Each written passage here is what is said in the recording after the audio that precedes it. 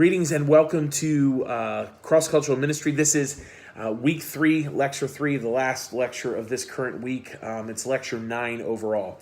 See, in the last lecture, we continued our discussion on the cultural framework that we laid out in lecture 7. And after exploring the misnomers of cultural relevance, we moved on to a discussion about cultural congruence. And what I offered in the last lecture in cultural congruence might be considered an insider's way of understanding the operative nature of culture.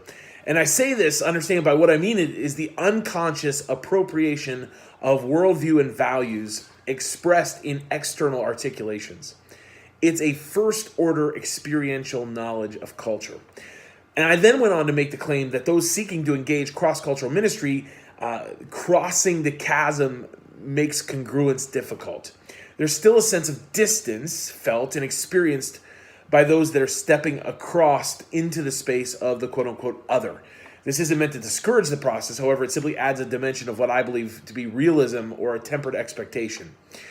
Now, some cultural contexts do have what we might call rites of initiation and conversion. This is the moment in which an outsider's status is diminished through an intentional process of inculturation and indoctrination. Inculturation becomes the process of adopting the cultural framework expressed externally, but internally made coherent through indoctrination. A couple of examples might be helpful for this. First, we might look to the military.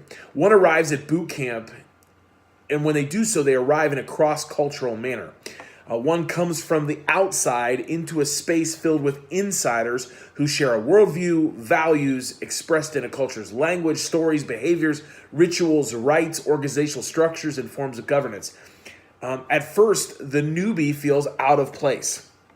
However, the purpose of boot camp is to strip a person of the culture that once defined them through inculturation and indoctrination, and this happens in a relatively intense way over a short period of time, turning that newbie into a fully formed member of the military culture. This is a rite of initiation or even a form of conversion. I would suggest that radical Islamic fundamentalism operates in much the same way. One might even suggest that within the early church, and it's still, I think, in developing countries where the Church of Jesus Christ is sort of prolifically expanding, that discipleship and one's baptism might be considered a means of initiation and conversion into a kingdom culture. However, in many Western developed countries, the conversion is rarely what I would call entire, due to one's socioeconomic or socioethnic or nationalistic cultural identities, and the constraints that are exercised on full conversion, leaving what I have contended earlier, forms of idolatry or syncretism. All that being said is I'm suggesting here a tempered understanding of much of what we call cross-cultural engagement. Many of our encounters with the other won't be in search of initiation or conversion into other cultural contexts, so congruence might feel at some levels elusive. However, again, this isn't meant to discourage or make the process feel futile. Though cultural congruence might elude us, cultural literacy and fluency might be a tempered means through which one steps across that cross-cultural chasm faithfully. This literacy and fluency may enable us to stand well with others as a friend and lead others well without being insensitive to the difference of the other that we are attempting to lead. So what is cultural literacy and cultural fluency? I really appreciate the terms literacy and fluency when it comes to cross-cultural engagement because I think once again it takes us into the field of hermeneutics. The very fact that we have to learn to be literate and fluent is an immediate, humble confession that our social location places us in a space as explorer, learner, observer, and participant without the presumption of assumed knowledge. This might be understood within Livermore's framework as cultural knowledge and cultural interpretation. It's again the means through which we make sense of what we're seeing and experiencing above the line and translating through fluency those above the line expressions into meaningful coherence with the below the line elements. So let's look first at cultural literacy.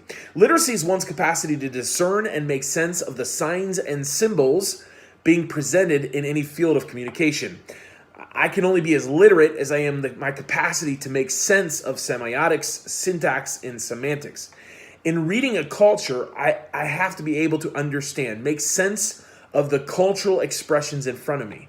Have I moved beyond my first order experience to second order reflection? Now, in learning in the language, this is really important.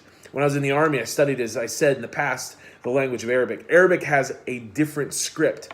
When we first sat down to look at the language, there was this immediate fascination with the written language, but also a sense of feeling overwhelmed, and in a moment one asked if this was even really possible.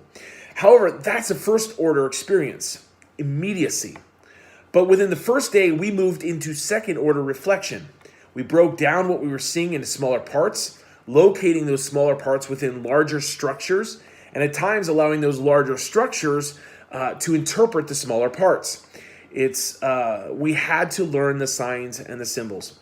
Cultural literacy is the explorer/observer. It's the one that can gaze deeply into a cultural context and read the signs and symbols.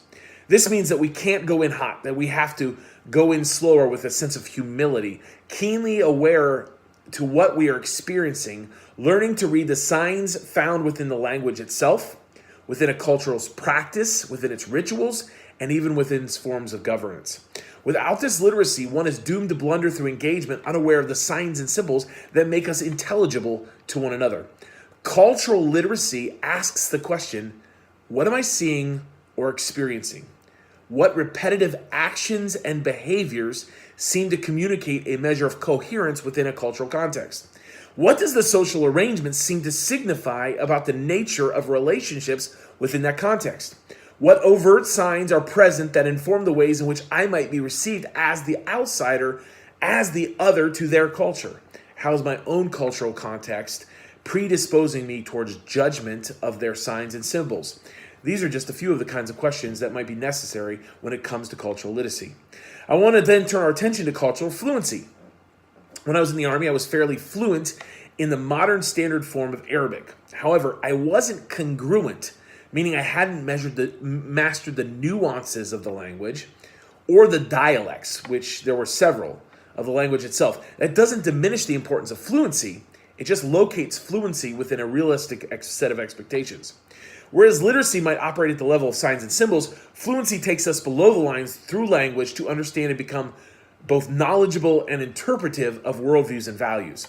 Have I become fluent in a culture's organizing of meta principles? For instance, attempting to interpret the gospel of Jesus Christ through the language of personal guilt in a culture of shame means that we aren't fluent in the worldview of the people that we're attempting to reach. We don't understand and can't readily appropriate the meaning of their worldviews and values that emerge from those worldviews. Likewise, making individualistic assumptions in tribal contexts means that we aren't culturally fluent. Fluency is one's capacity to understand a language and to interpret that language in the most meaningful way possible, given the limitations of non-congruence as an outsider. Fluency does well with meaning, empathizes with meaning, and seeks points of contact with meaning. One's fluency makes one's literacy more accurate and coherent. One's literacy often makes one's fluency possible as it engages our second-order critically reflective capacities. Fluency asks the question, how readily accessible are the stories that shapes a culture's self-understanding? Fluency asks, how readily can we make connections between a cultural's rituals, behaviors, with the values that shape them? Fluency stands meaningfully in someone's worldview. And even though it doesn't lead ultimately to maybe congruence or conversion, it's affected by our engagement and often becomes empathetic to the distinctiveness found within different cultural contexts. Now, what we're going to come to discover is how important this cultural literacy and fluency is in our capacity to lead and minister effectively in cross-cultural context. Now, this ends this week's lectures. Next week, given the two assignments you have, you'll have an interview to watch and one lecture to respond on by day 4 that will take us toward a deeper understanding of the nature of leadership within cross-cultural contexts.